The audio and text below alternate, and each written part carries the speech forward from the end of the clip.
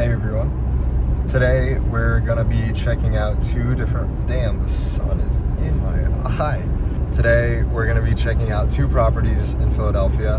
One is a duplex, the other one is a triplex. These are gonna be the first properties of 2025 that we go view and check out. A little bit about these properties. The triplex has been sitting on the market for some time now. I think it's about 94 days, 95 days, something like that. And the duplex has been sitting on the market for about under 15 days. I know that much. The issue with both of them is they're not getting enough views because they're both overpriced. They're extremely expensive. The triplex I think is going for $680,000, while the duplex is about $430,000. Comps in that market are showing about like closer to the 300s for the duplex, and then the triplex is roughly in the 500s.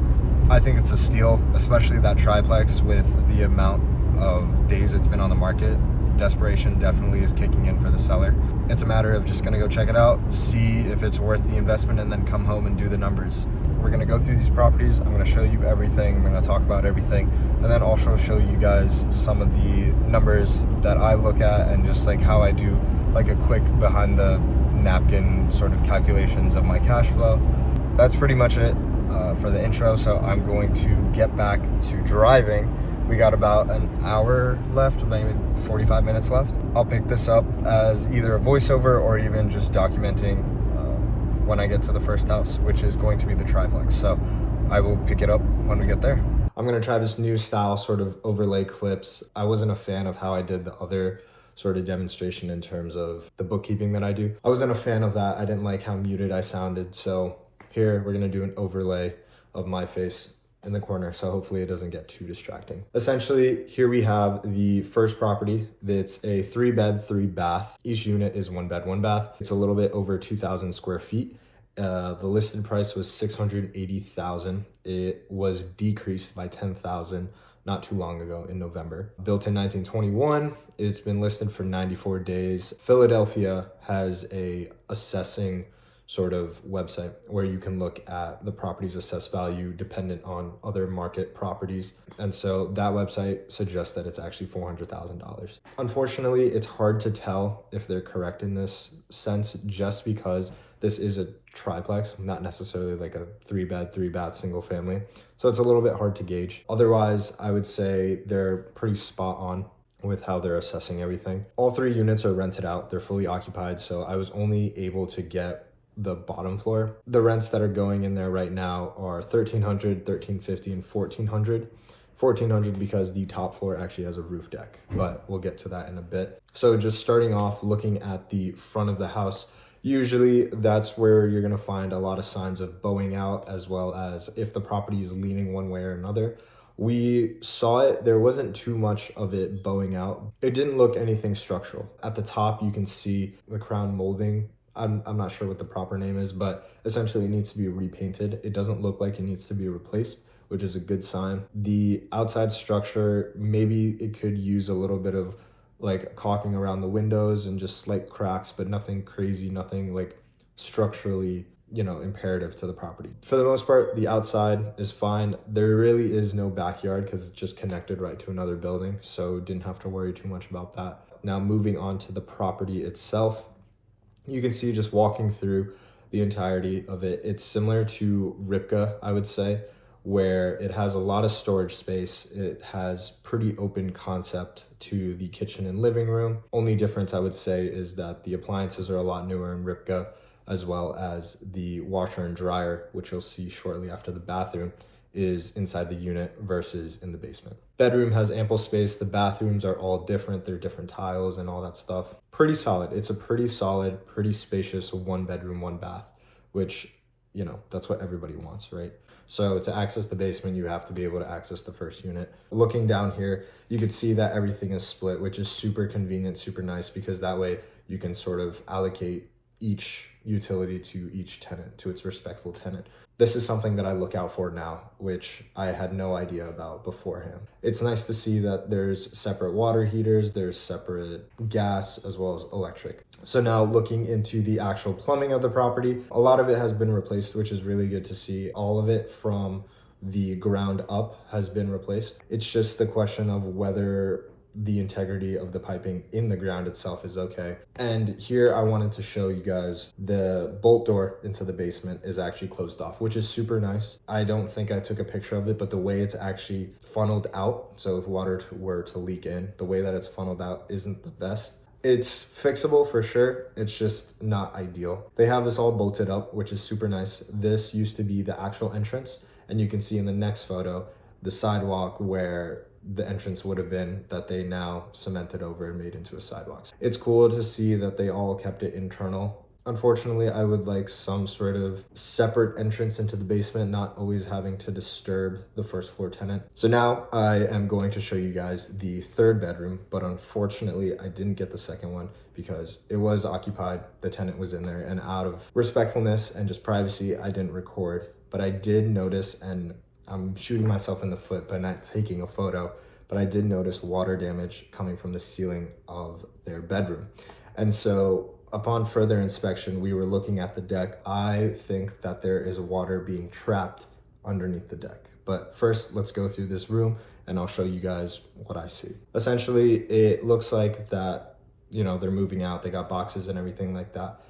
It looks like a more modern finish. Here you can see more storage, you know, just basic stuff. And the kitchen, new appliances, which is nice. So it only seemed like it was the first unit. This is their laundry, a stacked unit, which is different, as well as their electrical boxes there too, as well as their furnace. So to point out, 2 of the furnaces are in the basement, 1 is up here. This is their basement. You know, relatively spacious size, nothing too fancy there. This is also the only unit with a view. So they do have a view of the skylight and everything like that. Here's the balcony, and it's gonna be really tough to notice, but you can see that there is a gap in between the roof of the actual house as well as platform itself. And so what me and my realtor decided was that this balcony needs to be redone, because if we don't and it rains a lot more, water is gonna get trapped under there and it's not gonna evaporate. It causes the second floor to have a wet spot, and it's just gonna start building and eventually seep through. It's gonna be bad news and it's gonna be a nasty repair. That was sort of a turnoff, 100%. I was not a fan of needing to redo the entire balcony, let alone get rid of it, because this is definitely a nice selling point and it definitely helps with the rent to be able to mark it up just a tad bit. Have that sort of balcony, have that view of the city. That was the issue with the balcony. And then if you come to see the chimney, they capped off our chimney, which is the left side, but then the neighbor's chimney is actually supposed to shoot past the building. That's something the neighbors would have to take care of, not necessarily us, but it's just sort of one of those things, like, you're purchasing a new property, do you really want to start making enemies right then and there? It's definitely something to think about. In the end, I wouldn't say this chimney is a big no-no. It's definitely something to consider, just because you don't want to go up to your neighbors after purchasing the property and be like, hey guys, my tenants are complaining that fumes are just blowing into their house or into their apartment or whatever. It's definitely something to consider, as well as the deck. It's something to consider because that's a massive repair. And who knows, maybe the roof underneath the deck needs to be refinished or rebuilt, whatever the case may be. Ultimately, I did run the numbers on this property. I'm going to show them to you in a little bit. In the end, I am not going to go through with this. I think it's just, one, the price point isn't there. It's way too expensive to get into. And 2, it just doesn't look like it's worth my time to get in with such a low ROI, which I'll show you guys in a second, but also to have to put in work on top of that. At this early stage, I'm really looking for something turnkey. Let me show you guys the numbers and let me show you guys what I've kind of pulled. So here you can see my little Excel sheet. Starting off, you could see the purchase price where I have about $550. Essentially, I put $10,000. I always kind of allocate $10,000 for repair costs, just because that's what I deem the most amount that I would want to put in going into something. Having the roof be a speculative, having the deck be a concern, having the water damage underneath that deck being a concern. It seems like that's going to be a lot more than 10 grand. I still put 10 grand, even though this could be a variable that changes. Moving on to rent, I essentially just use the same amount of rent that these tenants are currently paying. So you have $1,300, $1,315, $1,400. This is obviously subject to change. For the full value at purchase, you can see it's $400,000. That's just from the city of Philadelphia itself. Moving forward, down payment, you could see I put 20% standard down payment. Anything less, I'm going to start paying PMI, which I'm not a fan of. I'm not trying to do any more extra payments. So 20% bare minimum at a 7% rate. This, I know it's a bit more conservative than I would like it to be. I definitely could be looking at a 6.5, maybe even if I pay a 0.6%, just to play it safe. And this is how I usually do all my cash flow returns.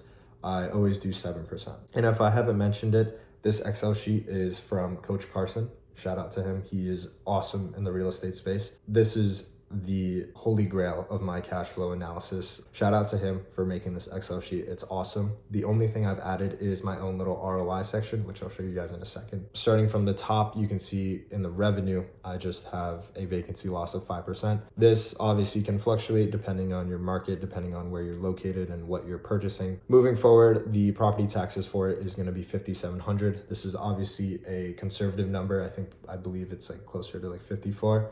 I always bump it up a few $100s just because I'd rather have no surprises than be caught with a bunch of surprises. Insurance, I put $2,000. Even with having a duplex under my portfolio, I still am paying less than $2,000. Again, using those conservative numbers, not running into any surprises. Maintenance, repairs, fixed cost property management, all that other stuff below it, I just keep it at zero. All this money right now is going right back into the business. None of it is being taken out for personal use. So none of it matters. And it's also being managed by me. If you were to do your own calculations, I would recommend putting in all these percentages and costs. And then for utilities, I always allocate $100 a month for utilities just in case and any surprises with the tenant comes up. So $1,200, you can obviously zero it out. It doesn't change much. It's only $100. Ultimately, this is the figures that you see. My per month cash flow is $278, and that's on a speculative if I buy the property at $550, not even at purchase price. And that is way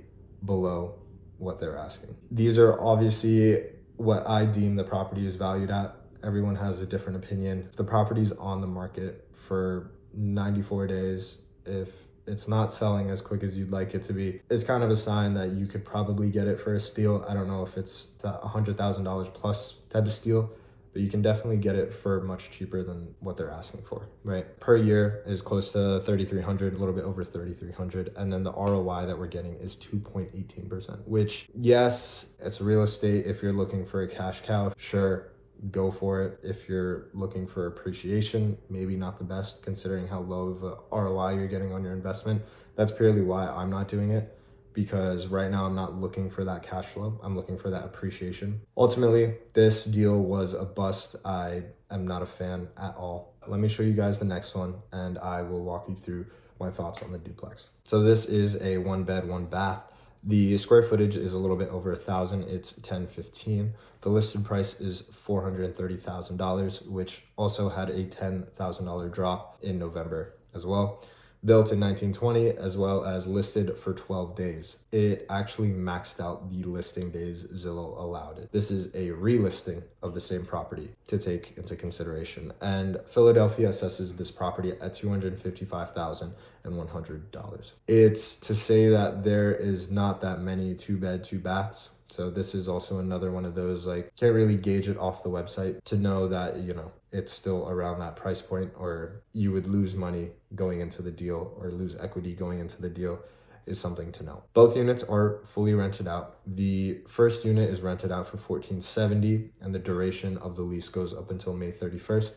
And then unit 2 is rented out for $1,495 and they actually just recently released and they go up until February 28th. 2026. This second unit tenant we did meet, he was awesome. He actually was great, very nice gentleman. I didn't take too many photos upstairs either just because privacy stuff like that. He's been there for a very, very long time, which is super nice. So moving along into the property, you can see here that the washer and dryer, I am not too much of a fan of. I'm not a fan of that incorporated system where everything's all in one, because it takes about an entire day to finish laundry, which kind of sucks. Moving along, you can see this is sort of the kitchen. You can see my realtor Mark as well as the realtor that joined us on the right. Fairly refinished, looks nice, looks good. New appliances, white cabinets, sort of like the general finish to a lot of these properties, a lot of rentals. This property also has central air on the right side by the realtor's foot. This you can see is some sort of damage,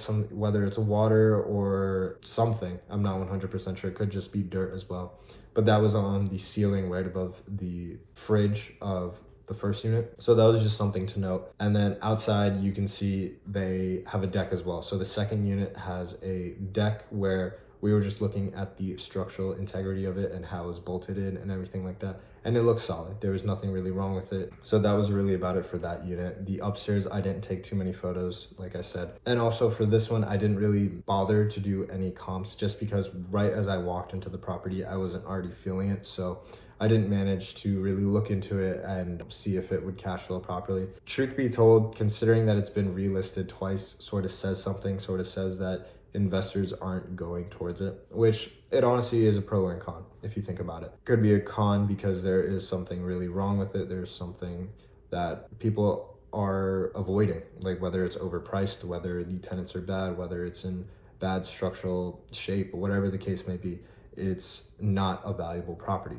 The other hand could be that, you know, this is an opportunity people are missing on that I could take advantage of. Unfortunately, I'm not really gonna bother with this one or either one of these for that fact, because it just doesn't seem like it's worth my time, especially with the strategies that I'm trying to implement. So realizing now I actually don't have a outro for this video. These are gonna be the types of videos that I sort of filmed. This is sort of the phase that I'm in right now where I need to look into these properties more in depth, figure out if it cash flows, figure out if it works for my portfolio, and so on and so forth. Hopefully you guys enjoy, but the next video should be a more interesting one. It's going to be a lot more on the fix and flip side. I hope you guys enjoy. I will catch you guys in the next one. Peace out.